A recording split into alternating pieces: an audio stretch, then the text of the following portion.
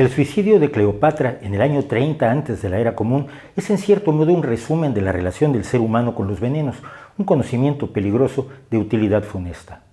De hecho, el geógrafo e historiador griego Strabo nos ofrece dos versiones. Una, la más conocida, según la cual la emperatriz de Egipto se hizo morder por una víbora venenosa. Según otra, se aplicó un ungüento venenoso, con lo que solo cambia el modo de administración de la letal sustancia. El veneno, consumido accidentalmente o utilizado voluntariamente para el suicidio o el asesinato, ha capturado tradicionalmente la imaginación popular. No solo porque como arma homicida es difícil de identificar y más de relacionar con el asesino, sino porque, paradójicamente, los venenos pueden tener propiedades curativas, medicinales o deseables en dosis inferiores a las letales. Esto fue astutamente resumido por el peculiar Paracelso, mezcla renacentista de precientífico, científico y charlatán, quien observó la dosis hace al veneno. Un ejemplo de lo atinado de este comentario de Paracelso lo tenemos actualmente en la aplicación de una peligrosa toxina. La toxina botulínica es una potente proteína neurotóxica producida por la bacteria anaerobia Clostridium botulinum, que puede causar la muerte con una dosis de apenas 1 nanogramo por kilogramo de peso de la víctima, provocándole debilidad muscular en la cabeza, brazos y piernas, hasta finalmente paralizar los músculos respiratorios y causar la muerte. Dosis minúsculas, cuidadosamente calculadas de toxina botulínica o Botox se empezaron a usar en la década de 1980 para tratar casos de estrabismo, al relajar el músculo paralizado que fija el globo ocular en su posición. Desde 1989 se usa además con fines estéticos, al impedir que se contraigan los músculos que provocan algunas arrugas, especialmente la frente y el entrecejo. En la historia del veneno, el gran unificador, el encargado de compendiar el conocimiento reunido a lo largo de la historia y de empezar el camino para comprender cómo es que actúan esas mortales sustancias, fue Mateo Orfila, nacido en 1787 en Mahón, Menorca, y que luchó durante toda su juventud por estudiar medicina. Su familia quiso orientarlo hacia la marina, pero él insistió en la medicina primero en Venecia y luego en Barcelona, donde fue becado, pero para estudiar química, primero en Madrid y después en París. Llevado a la química por su capacidad para ella y sus relaciones, se quedó en París trabajando como asistente del laboratorio del químico Antoine-François Fourcroy, pero siguió estudiando medicina decididamente y por fin consiguió doctorarse en 1811 con una tesis sobre la orina de los pacientes de ictericia. En esa tesis ya se veía al médico químico que desde ese mismo momento se dedicaría intensamente a estudiar los venenos y sus mecanismos. Las investigaciones de Orfila eran difíciles y parecería hoy algo crueles, pues implicaron más de 5.000 experimentos de venenos con perros.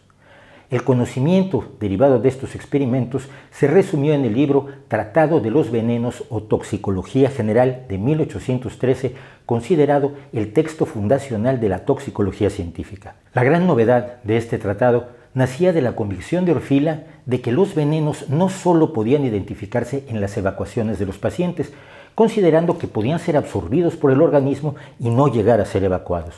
Su principal trabajo fue identificarlos en los tejidos de sus sujetos experimentales por medio de exámenes anatomopatológicos en autopsias. Esta labor le permitió a Orfila determinar que la difusión de los venenos por el organismo se daba mediante la sangre y no, como se había creído hasta ese momento, por medio de las fibras nerviosas. Igualmente, Mateo Orfila estableció el concepto de antitóxico, una sustancia que actúa directamente contra un tóxico como el proverbial antídoto y no contra la enfermedad. Una forma de antitóxico es cualquiera que provoque el vómito para expulsar el veneno del organismo antes de que se absorba más por vía sanguínea.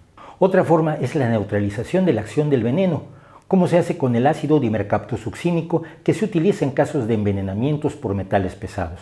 El éxito de su libro, traducido a varios idiomas, se vio seguido 4 años después por otro volumen, Elementos de Química Médica, que también atrajo gran atención en toda Europa. Con un prestigio bien ganado en su especialidad, en 1819 obtuvo el puesto de profesor de Medicina Legal de la Facultad de Medicina de París, puesto que le exigió adoptar la nacionalidad francesa que mantuvo hasta su muerte. En los años siguientes, Orfila pasaría a ser profesor de Química Médica, reconocido por su gran capacidad didáctica, autor de numerosos libros más sobre química, tratamiento de envenenamientos, medicina legal y otros temas, y fundador de la Sociedad de Química Médica en 1824, encargada de la publicación de la revista científica Análisis de Química Médica, Farmacéutica y Toxicológica. además de crear el Museo de Anatomía Patológica, el Museo Dupuytren, y el Museo de Anatomía Comparada, Museo Orfila, que aún existen hoy en día en París. En 1834, Orfila sería nombrado Caballero de la Legión de Honor francesa.